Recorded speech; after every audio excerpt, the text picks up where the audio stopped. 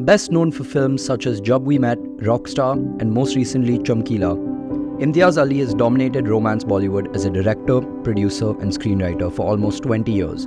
With a cult-like following, his meticulously crafted films bring in character, culture, and music to create what I would consider to be works of art. Without further ado, enjoy the show.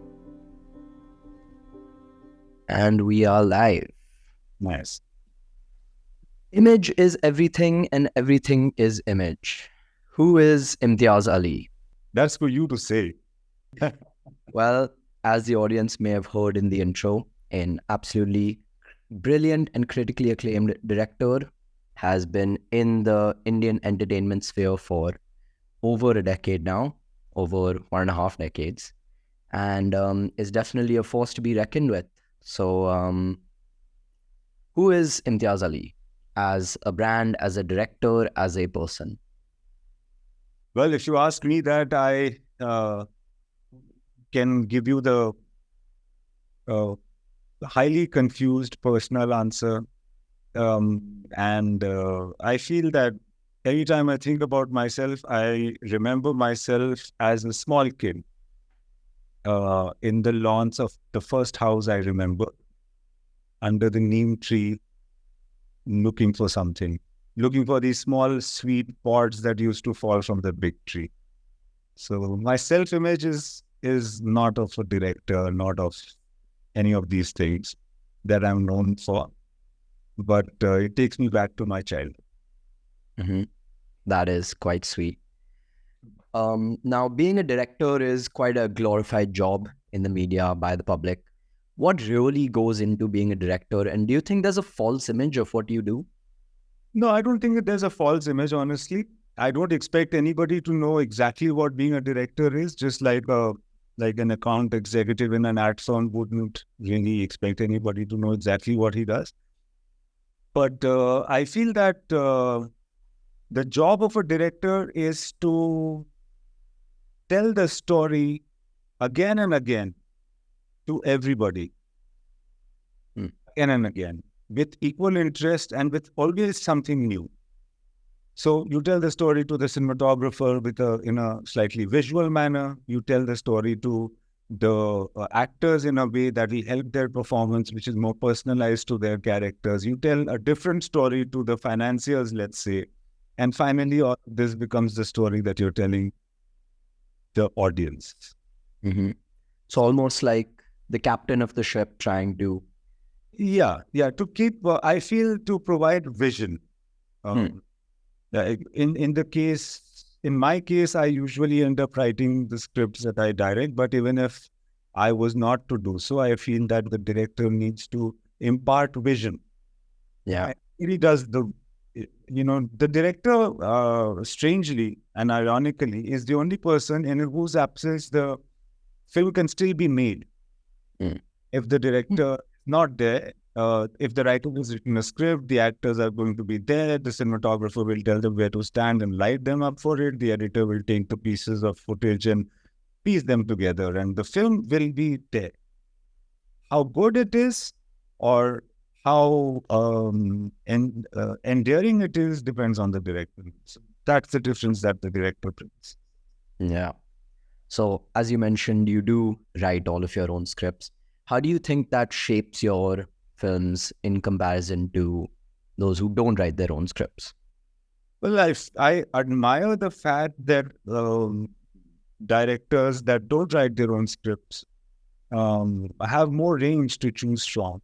Their films can therefore be more different, easily different, because other people are writing them. Also, they have the ability of doing no work because it takes a while to write a script. If I were to just direct films, then I'd probably be ending up making no films.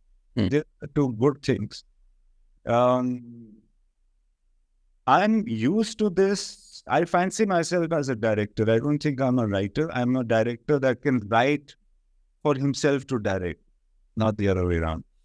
I always try that other writers write for me, but it hasn't happened up till now.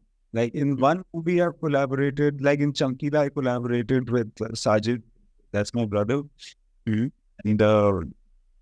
So that he wrote the first screenplay, let's say, and then I took over and wrote more drafts. I'm trying to do more of that now. Yeah. And how much of your time would you say you spend writing as compared to directing? Okay, so I feel that if a movie I direct on set for maximum 75 days, let's say, for like in Chamkila, it was much less. It was like in the 50s, you know, Hmm. maybe 58 or something was the number of shooting days. However, so that's directing on the set. However, there is the pre-production which takes many months and the post-production which takes many months, where you're not on set but you're still directing. This might I write very quickly, but then I rewrite a lot. Hmm. I'd maybe write a script in 2 weeks or 1 week, or but then after that I never end working on the script even till the edit is going on. So you just keep writing forever. Yeah.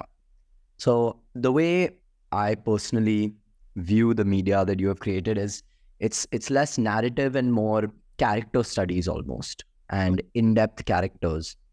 So do you think writing your own films that you have directed helps truly understand the nuance of the character? Do you think there's a barrier of communication when directors and writers work differently and have to articulate their thoughts to each other?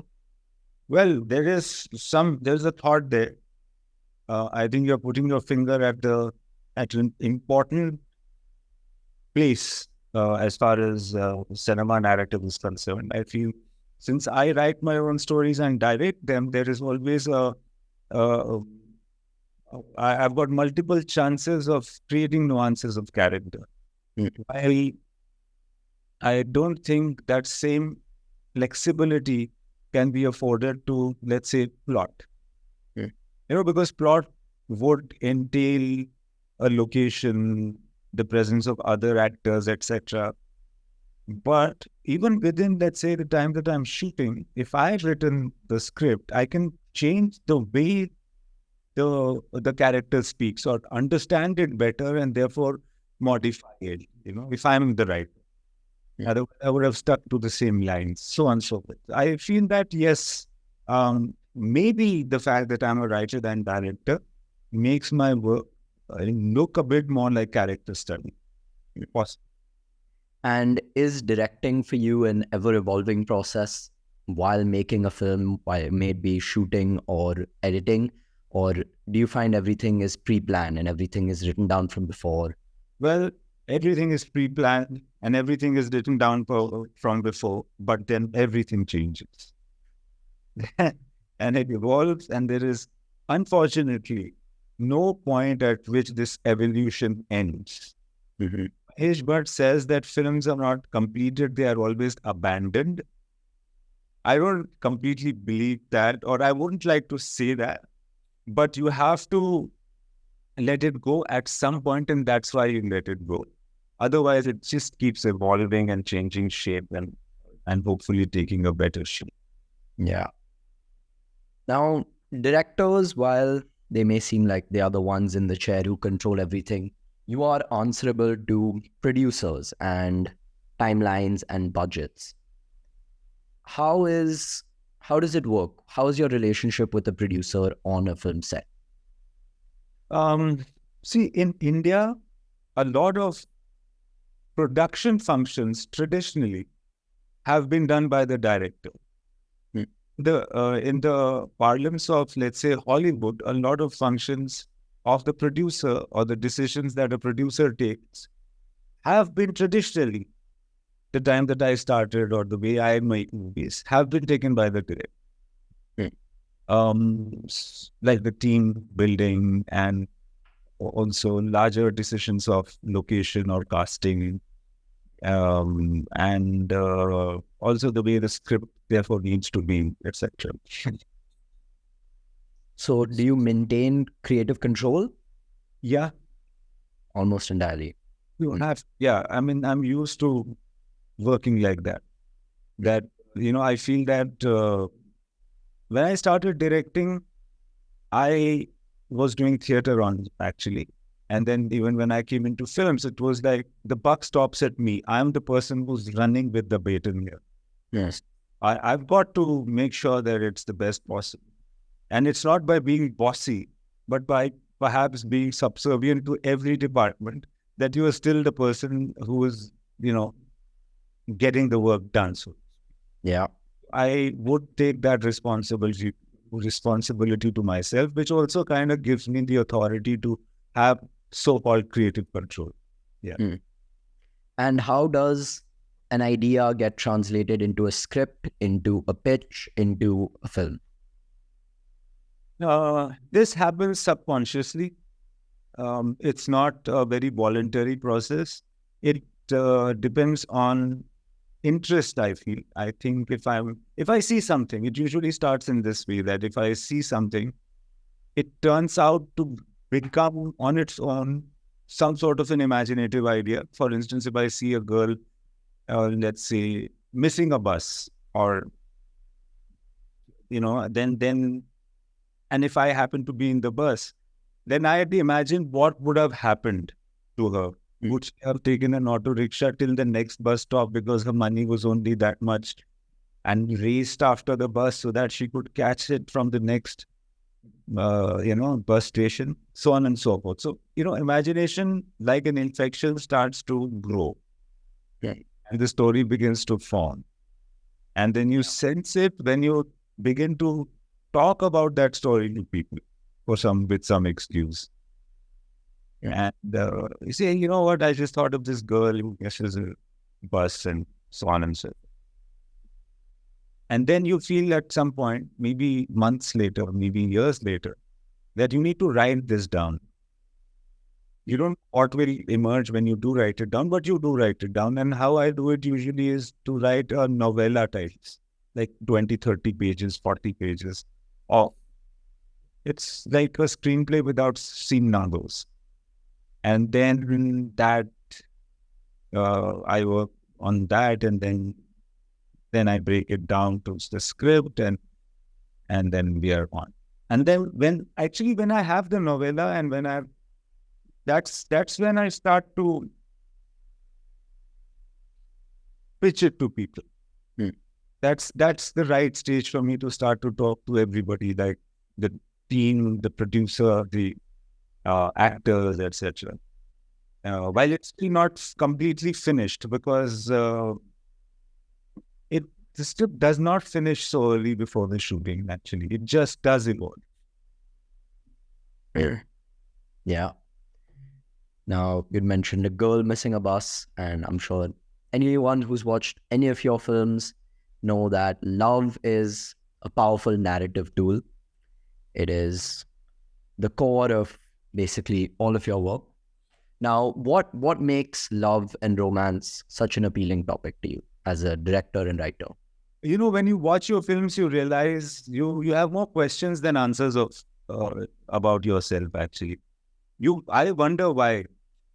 I don't believe that I'm a deeply romantic person. I don't know. I don't think of myself like that. But there has been there's this man and woman type drama going on in many of my films, or like a large portion of my films. I wonder why. I feel that I think I'm interested in women. Like I've been fascinated about women. I think they're very smart, and they're very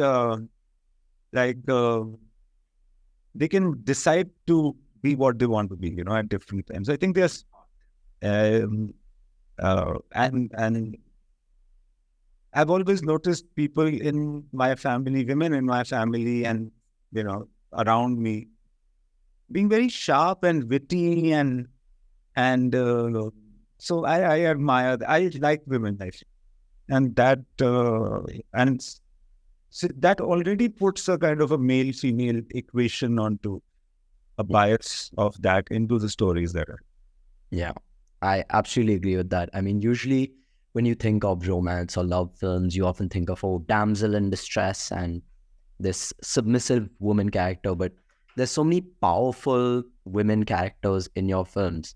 And just like you said in your life, I mean, I've grown up and seen so many powerful women in my life. and seen the impact that they've had, not only in the world around them, but on me specifically, I feel like it's definitely an amazing shift for media as a whole to move away from that almost stereotype. Sure.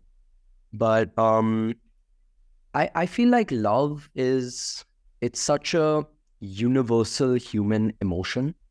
It's something that almost everyone can relate to.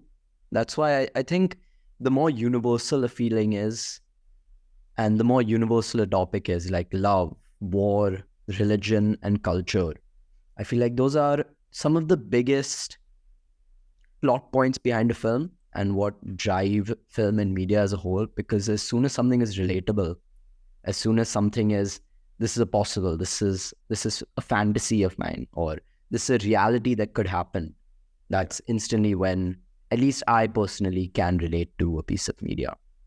You're right. You're right. And I've seen that out of all the things you mentioned, out of all the topics you mentioned, love, so-called, is perhaps the most universal, because a nation could belong to some people and not to the others. Yeah. And a religion can be the same.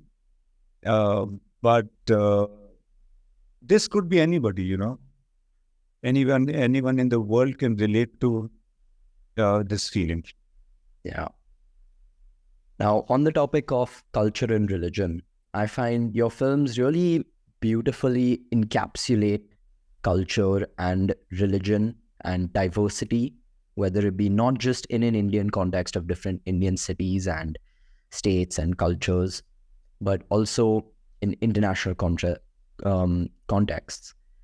What experiences in your life have shaped these visions of yours? Well, I don't believe myself to be a religious person, but I am interested in culture. Mhm. I feel that the true the identity of oneself that one can enjoy is the cultural identity. And I feel a certain exuberance related to culture, a certain belongingness also related to culture. It's so that's why I feel even when I do travel and I write things based on people that are, for instance, on the move, there is a cultural aspect that presents itself. And it also makes films more believable, you know, somehow gives them a standing, a position in people's imagination. So the experiences that I feel, I have grown up in a very cosmopolitan kind of town, and I remember Flower Mill Road is the road where my earliest memories derived from, and they were really, Jamshedpur is a very cosmopolitan city, and this lane where I grew up in Jamshedpur in had people from different communities, and they always combined in a cultural event. And for instance, festivals were cultural events. Um, we used to have Diwali, and Diwali was not so much about worship. Holi was not so much about worship. Eid was not so much about worship. It was about the cultural things that happen on these dates. And we used to combine, and I feel there was so much bonhomie and there was so much excitement, really, that when I went to other places, I used to get fascinated by how their cultural things are celebrated. Or and then music comes in, and it just, there are so many, like if you consider a film, there is music, there is a visual, there is a setup, there is costume, and all of these things become different the moment there is a festivity. You know, the moment there is a cultural content. So I think culture is a very cinematic quantity. Mm-hmm. I feel, therefore, I get attracted to it. Yeah, there are so many things you said that I want to touch upon, but like you had said, I think diversity and being introduced or at least exposed to different cultures, it's so important, because personally I've grown up with a Hindu mother and a Muslim father and two different sides of the family. Yeah, yeah, You are lucky. yeah. When my daughter are lucky. So to me, I've I've always grown up, I mean, in this almost westernized mindset. So I've never seen myself as religious. While I believe in it as a concept, I don't necessarily ascribe to any religion. But to me, religion means community, it means family, it means friends, it means support. And a lot of my experiences have shaped that, because every Diwali I go to Kolkata, or every Eid I spend with family and friends. And I really think seeing, especially at Eid parties, seeing my parents' Hindu friends and Parsi friends, and just the diversity of people, and it's still working together, still people meshing together well. I personally find it beautiful. Yeah. But you had spoken about music. I think that is very beautifully done in your films. How do you go about deciding the music that goes into a film? There is, see, when I'm writing the screenplay, there are certain places where I feel there should be music, and when later on I'm telling the story to the music director, I narrate, like I told you in the beginning, that direction is about telling the same story to different people in different ways. When I'm talking to a music director, I tell the story of the film, but in a way that lends itself to music. I also talk about all those portions where I thought there should be music already. And then the question they ask me is, okay, so what kind of music, what are you thinking? What is happening when this music is playing? So when we started talking about that film, that scene, that feeling, that character in different ways in that situation, there's something called situation in films which bring out the song.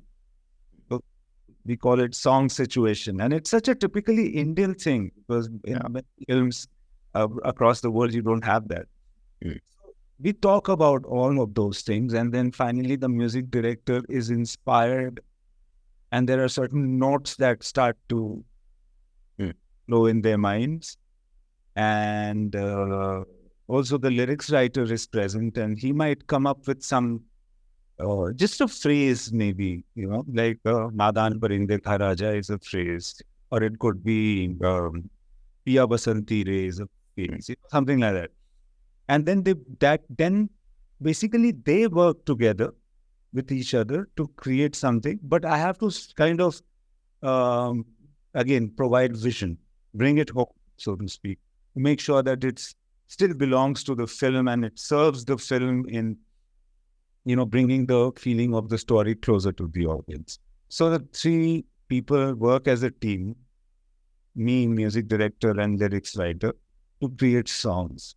When there is no song and it's only background music, then usually I finish shooting the film, edit it, and then give it to the music director to score on it.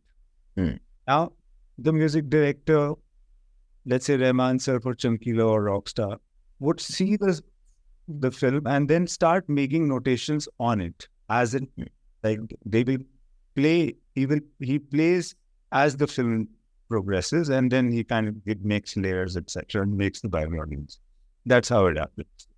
Yeah, and specific to film, you see, especially in a Bollywood context, is music a tool to exemplify emotion or to progress the narrative? What do you like to use songs and singing as in your film? As the best, it is both of these things that you mentioned, but I think the best use of music really is to provide a third dimension, a kind of philosophical status to the scene. You'd often notice that even when people talk, the conversation could be very superficial, but there might be something else going on between the lines, which there's no way to express. Because suppose two people are terribly attracted to each other, and but they don't really know each other, or it is wrong for them to say so to each other or in public. Then they just say simple things like, that's a nice watch you're wearing. Where do you get this from? Yeah. And he'd say, yeah, I'm glad you noticed, and so on and so forth. But there's something else going on, right? So that layer could be provided by music. And if there's a music which is of a certain type, you'll know what's going on. But if there is no music like that, then you'd wonder what the hell is going on. Yeah. So that's what music can do. But it can do more. It can do more in the way that, two people can be talking aimlessly or harmlessly, but we as audience are being prepared for impending danger, which we have been forecasting for a while, and the music can do that. Or two innocent people can be just playing on the field, and there can be a larger context of a bigger story that is happening behind them. Something like that can also happen with music. Yeah. And specific to a Bollywood context, on the commercial side, at least in Bollywood, music functions very differently. I mean, there's albums based on movies and films. So who owns the rights to these albums? How are they sold? How are they treated as assets? Well, when we make the songs, we sell the songs or we lease the songs out for a duration to a music label like a T Series or a Saregama, etc. And there are various ways the sale can happen. It can be outright sold to them for all times. They could be leased to them for a number of years, and they could. And there are many rights over here. There are rights of reproduction. For instance, if so and so person in a concert has to sing a particular song, who does he have to take the permission from? So if there's a whole list of rights that you sell, you might keep retaining some. The music director might have some, so and so. But basically, you sell these goods to a music label, and yeah, that brings in that's an important commercial transaction for us. Also, there is this other thing that because Indian people like songs a lot. And so when they hear the songs, it kind of prepares them or makes them decide whether to watch the film. Warms up the chances before the release of the film. It warms up the chances for a commercial opening. So it helps to draw in audiences and build up hype for a film, especially. Yes, it's like an advertising tool, really. And how do you say stars and celebrities tie into that as well? People want to see a popular star, and if they feature in a song or in a film or in the trailer of a film, then people would, commonsensically be attracted to watch that film. However, this is a double-edged sword. Because if they don't want to see that star in that way, or they feel that there is a certain compromise to accommodate that actor, or that he or she is not looking good in this, then it's just like the decision is taken already to not give it a chance. Yeah. And do you write and direct with specific celebrities and actors in mind, or is that a step that comes in later on? It's the stuff that comes in later on. I don't write with actors in mind at all. Okay. And going back earlier, you had mentioned costume design and fashion and style, especially when representing culture. Yeah. What inspires you and where do you learn about all of this when crafting a scene? Where do I learn about all this? I mean, it's all around us. And I am interested in the style of a character more than fashion, so to speak. I'm not conscious of fashion, as you can tell from the shirt I'm wearing, maybe. I am interested in the style of a person. I feel that you can make a statement about a person, or at least give a hint of his personality to the clothes that he wears, and or she wears, and then we work with the costume designer to bring out a certain silhouette of clothes and certain wardrobe really for this person. And that I think is a very important, it can be very effective. Like Yeah. in Rockstar, it was very effective. The work that Aki did for um, Jordan for Ranveer's character, that was very effective. And so I think it's a very interesting thing to do. It's an important tool that people have, like filmmakers have. Yeah, I think specific to Rockstar, I mean, I'm quite into fashion and clothes and culture, but I think just seeing on a time scale his progression of style as his characters and his character and emotions change, that was one of the biggest, like, holy shit, his pants are so cool. Like, it really inspired me, and I will definitely take some inspiration from his outfits.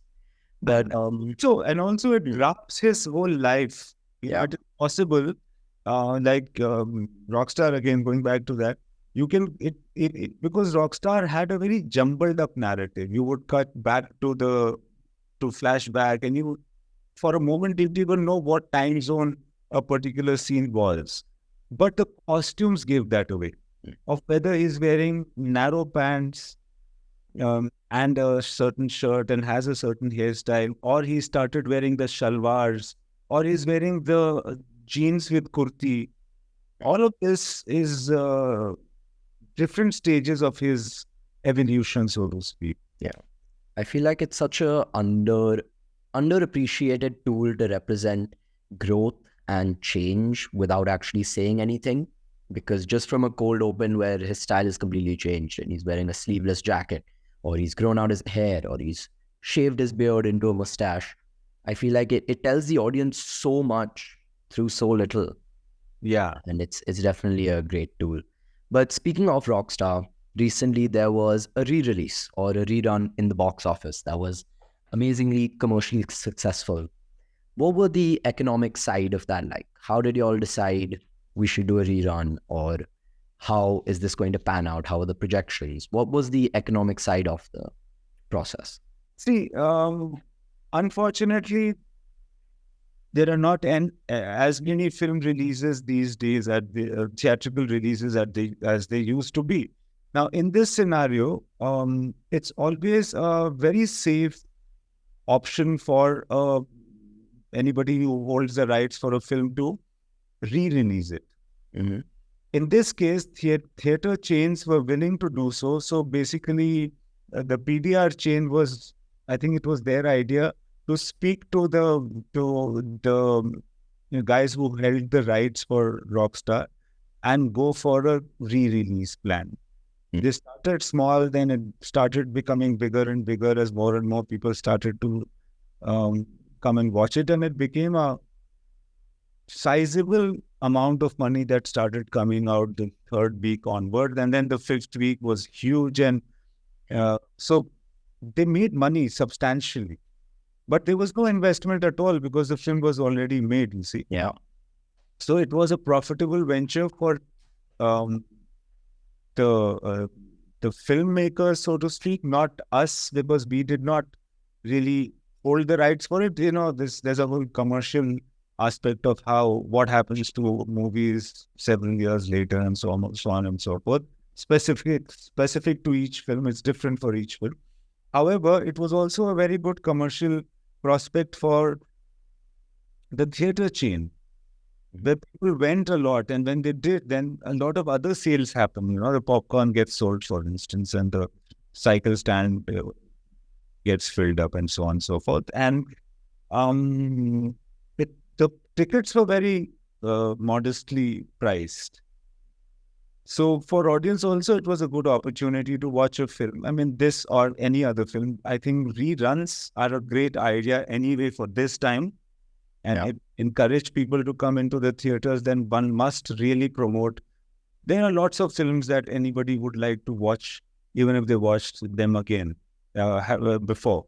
For instance, if there are so many films that I would like to go and buy a ticket and watch because I love them, and they I'd never find an opportunity to watch them back on big screen.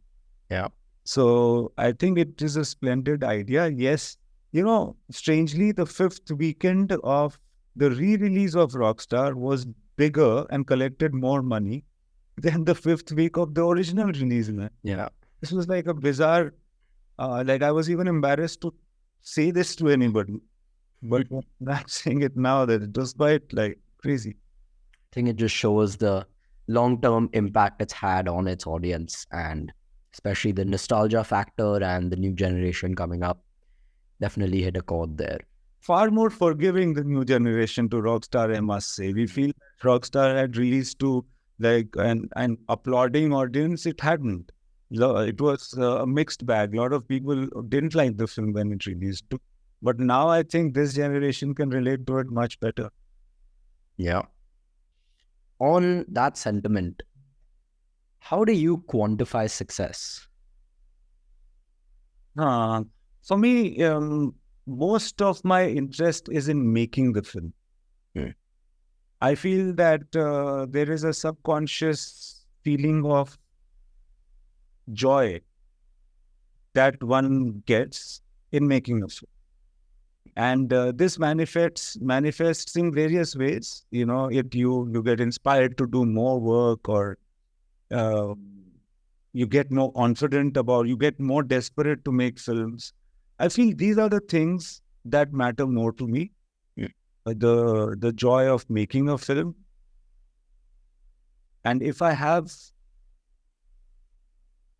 a time of, this warmth, this feeling of warmth while making a film, then I feel it's been successful.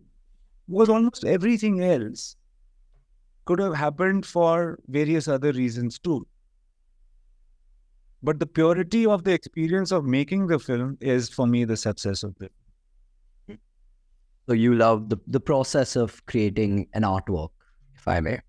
Yes. Absolutely. So do you see any value in, say, awards, whether it be nominations or wins, critics' views, the public consensus, and box office sales? Well, I do understand box office, and I think that's a very important thing. And that's an irrefutable aspect of our trade, not ignored. Almost everything else can be manipulated. I'm sure the box office can be, but those are the tricks of the trade, so to speak.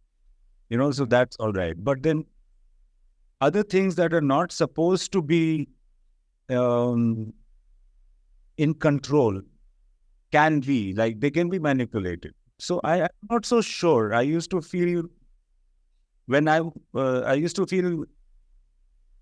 to give a lot of importance to awards before I became a filmmaker. But after coming here, I somehow don't give that much importance to awards. I don't think that is the big achievement that one gets by making movies. And thinking about critics, etc., I don't really read critics, whether for mine and definitely not for other people's films. Yeah. And do you ever find yourself balancing between creating a perfectionist ideal of an artwork and a commercially successful film? Or do you just work to what your heart desires? I do work to what my heart desires, but my heart does not desire anything that is not commercially successful either. I feel that I'm not into perfection at all. I don't understand that, because I feel that if there is something which is ever evolving, then the question of perfection doesn't exist, because perfection is like putting a cap at something that, okay, now it is perfect. But then if you say that, no, this soil can be tilled even further and made finer, then it's not perfect. So I don't believe in that. But yes, I do believe in working to my heart's content, in making it as soft as it needs to be for the scene to grow in it, for instance. So commercial, yes. What happens with commercial consideration is that You feel that, oh, you know what? I want people to love this, right? It needs to be popular. Why would I make film if I was not interested in making it popular? Because film is for large numbers of people. It's not, art, or it's not even a radio play. It's for a large number of people. When you have a theater, there are at least now 150, 300 seats. Earlier, there used to be 1,000. It's mass communication, right? So you've got to. So it's not a compromise when you say that you're trying to make the film commercial. But when you try to make it commercial, you think of ideas, and nobody tells you that these ideas have to make your film worse. They can make it better. If it is an evolving art, you take these ideas and try to make the film better, and enjoy the process even more. Yeah. So you don't see film as separating art from a commercial product. Not at You see them as one is the same. 100%. Okay. What are your thoughts on big budget films compared to smaller budget films? I feel that both aspects are important. The popularity or the scope of popularity of a certain picture, and the commercial return of a certain type of story. You have to marry these two things together, and you'd find that there are certain stories that require a lot of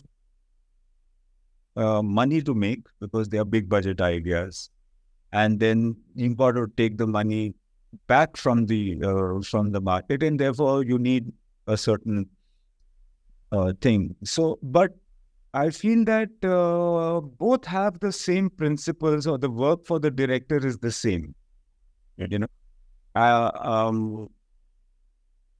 I don't think that any film is small just because the budget is small. The work might be equal. Like I've made Highway, which was the smallest budget that I might have worked with, and I've made other larger films like, let's say, Rockstar. But these experiences are not different for me. Yeah. Producer, of course, they would be. And although I am a producer now, and I was a producer on Highway, let's say, but I don't look at myself like that. But for a producer, of course, the size of film matters, because in a large budget film, the risk is very large, and the work that has to be done, and therefore the team hired is very large. So when you do a big budget film, you prepare for it's like a bigger shadi with more guests, intimate marriage. So that's the difference. Yeah. And yeah, you had mentioned you are a producer now with Window Seat Films. How has that changed your perspective on filmmaking? How has it influenced it? And especially moving forward as you continue your partnership with Reliance, how is it going to affect your work in the future?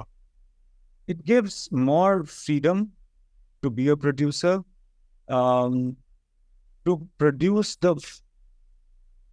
things that you're not directing. The reason for me to be a producer was that I realized that I take 2 years to make a film, to direct a film.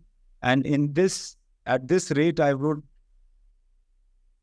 be able to make only a X number of films in my life and not be able to work on many other stories that I already have, because I can think of stories at a much faster rate than I can direct a film. Yeah. All those would just kind of fall by the wayside. And unless I get a team together and have someone else direct them, or some other stories that I might be interested in that are not my stories, which I'd also want to participate in, I'd be able to do only if there is a production house. That's what originated the idea of Window Seat Films. That, while I do my film, which is like the most that I want to do is to direct the film. While I do that and take what time I want, I can also involve myself in other things like creating shows. We did a few of them in the seat, and have other people come and direct for the company, like we've also done at Windows. And there are a lot of production houses started by talent and directors and creatives that aren't necessarily as successful as ones that start out as purely production houses. Why do you think they often perform not as well? Because I feel that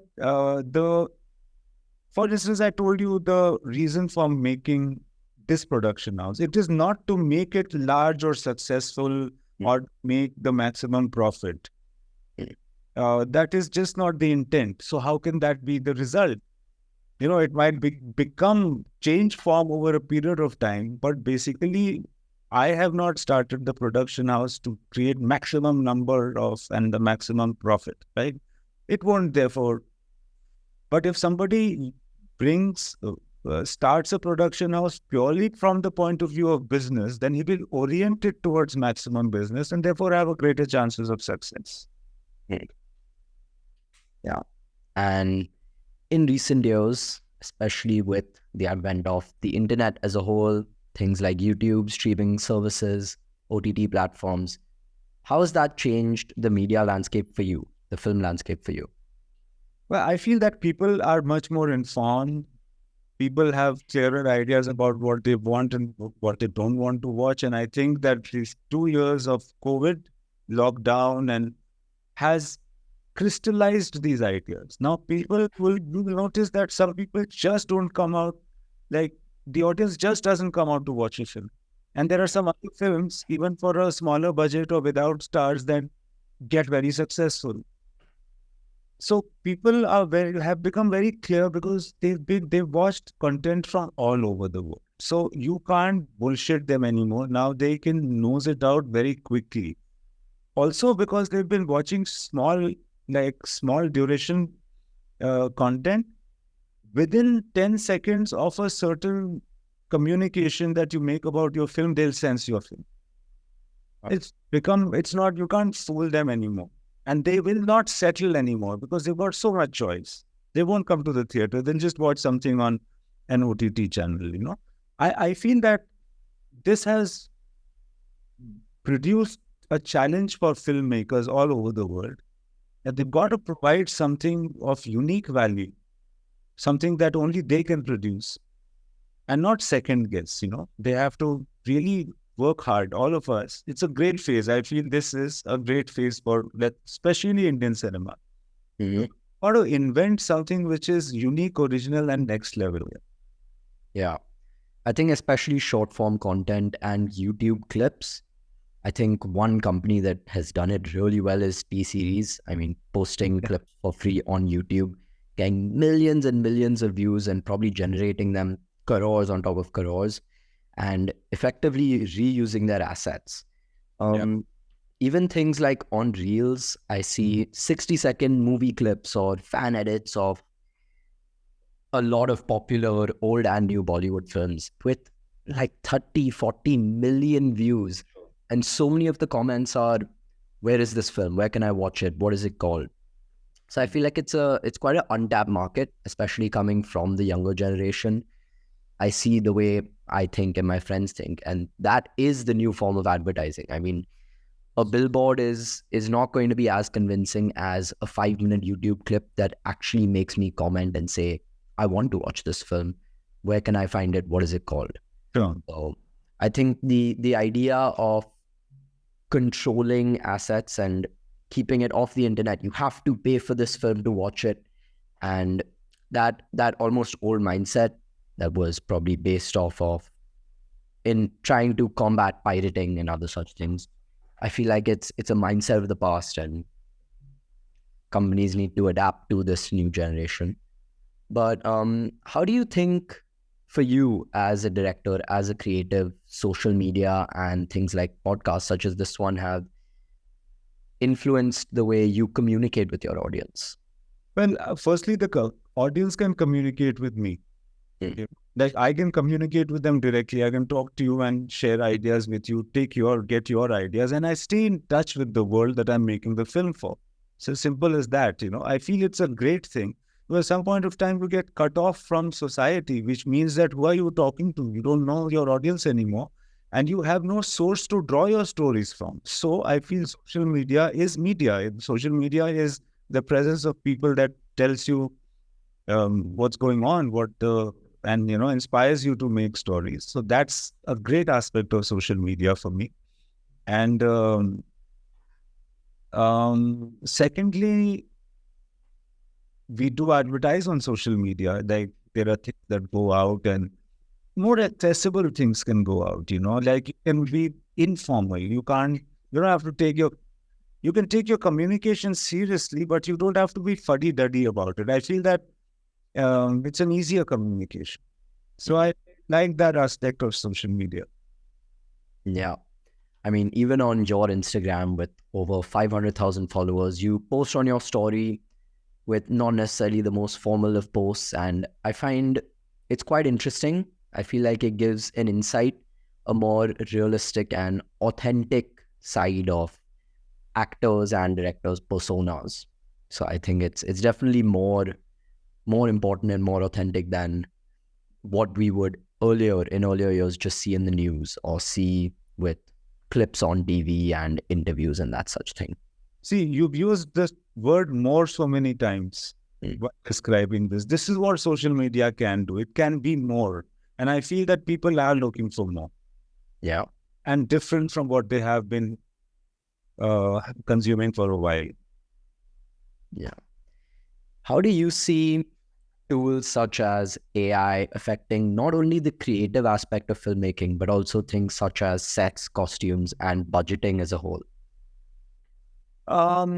AI, there's this, I am reminded of this very interesting thing that a writer wrote, that I would like AI to wash my dishes, do my laundry, clean my house, and run my accounts while I write, and not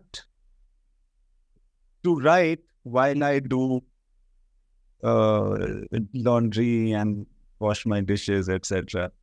Yeah. So, but that's just a joke. I feel that AI can be used very effectively, but I don't think that I don't use AI while writing at all, because I feel that the fun of it is to kind of come up with the scenes, etc. Why should I invite the AI to have that fun? And also make what I'm writing accessible to everybody, and what everybody else is writing being brought into my work. At some point of time, it does start looking like any other work. Obviously, it's as a rule, it makes it like anybody else. It's not yours. And over here now, I feel that one is definitely looking for something authentic and unique to you. Otherwise, why would I watch your film? So I don't want you to be like anybody else or everybody else. So I'm a little wary about the use of AI. I think AI can be I don't know how I would use it really. I feel that I can do the in between works with it. Like I can do a kind of a storyboard with it. Let's say, I could use it in that way, or I can use it like a bounce board. But I don't want it to rule or to dictate the final creative. I don't want not to decide. I don't want AI to decide. Yeah, I think one of my teachers had said something along the lines of AI and things like ChatGPT dilute our perceptions of the wonders of the human mind. And I think that really changed my perspective on AI as a whole, because I didn't see it as this could expand and grow on it. I saw it as this could replace our thinking and this would become redundant. But with that mindset, we are just setting our own selves back. I mean, as much as I am a student who loves to skip out on work by just ChatGPTing the answers, I need to write them myself to develop the skills and to explore my own brain so that I can grow as a person. Because at the end of the day, the mind is the most powerful. The mind is the powerhouse for creativity. Sure. So I completely agree that it should be used as a bouncing board and a tool to assist thinking rather than replace it. But in the context of, say, settings, backgrounds, voice acting, and hiring talent and celebrities, I mean, now you can see celebrities signing off their likeness to be used for deepfakes and for voice deepfakes. How do you think that'll influence the economics of film? It will definitely influence the economics of films, is what I can think. To what extent it does so, I can't predict, because I feel that if I would have predicted almost anything that has happened in terms of a technical advancement towards consumption of media, it has not, it couldn't have been accurate, because we can't even think what happens. All kinds of bizarre things happen. So, but I do think that it will affect the commercial aspects of media. Yep. And now, as someone who is running a production house, are you future forward in terms of integrating AI and these tools, or how do you see it from that aspect? No, I'm very interested in seeing what it is that I can't do without AI that I can use AI for. For instance, certain things that, like a certain story where I can't show the face of the person, then can I use AI for it? Or can I use it to make a very, very nice, moving storyboard if I'm doing something in which I specifically need every inch of my short breakdown? For instance, if I were making an animated film, then would I do this? Or something which has a lot of Wi-Fi. That kind of thing, not really writing. Or not writing per se, but as far as setups, etc. are concerned, yeah, it might be a good idea to get references. It's a great for referencing, for instance, for styling and for stuff like that. I mean, but I'm not relying upon AI to take things forward. Yeah. And shifting gears a bit, for an aspiring director or someone who wants to get into film, how important do you think a formal education in film is? Well, I have no formal education, but I do believe in formal education, actually. Firstly, because it brings you to other people who've come for the same kind of education. So, like-minded young people hanging together and talking about cinema is a huge benefit, I feel, to prospective filmmakers. Secondly, I feel that kids are so smart now. Like, I'm sorry to use the term kids for guys like you, but I feel that they already have a sense of what they might do with the education. In this scenario, it's not as though, maa baap zabardasti school bhej rahe hain. That you are being forced to educate yourself. You've gone there for your choice. You will acquire what you can from there. And it's a concentrated way of learning things your own way and picking from it what tools you can and later applying at work. So I feel that formal education can be good, but we've got to look at it positively. You got to look at it like almost a bounty hunter. Like, let me see what maximum I can get out of this. It can be different for different people. It doesn't ensure nothing. Well, especially in our zone of work, it ensures nothing. But what it can do is that it can help you become bigger than if you were just to work. It can give you ideas that weren't in your mind before you started. Yeah. So you had come from, before you were a director, you had worked on TV shows and other such projects. Was being a film director always the dream? Was that always the goal? Actually, no. I didn't even know I'd ever be a film director. I used to do theater, and then one thing really led to the other. And I don't come from a town or a time where one could even allow the fantasy to oneself of being a film director. It is an impossibility. I still don't believe I'm a film director sometimes. Yeah. And you mentioned theater. I am also quite big into theater. I have been acting more as a hobby. But how do you think Indian theater as a whole stands today? I feel that it exists in different pockets. And maybe that's a good thing because each center of theater is has a unique fragrance. Much more can happen, but I feel that it has survived, it has thrived, and it has its set of audiences that go for it. New things can come, like big theater is absent.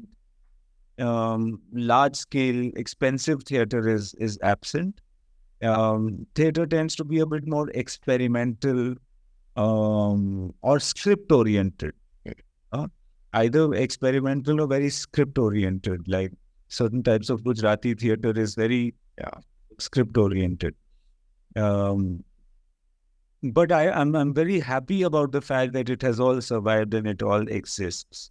Whether it's a Mandi House or a Prithvi Theatre atmosphere, you know, or the great Marathi, playwrights that have.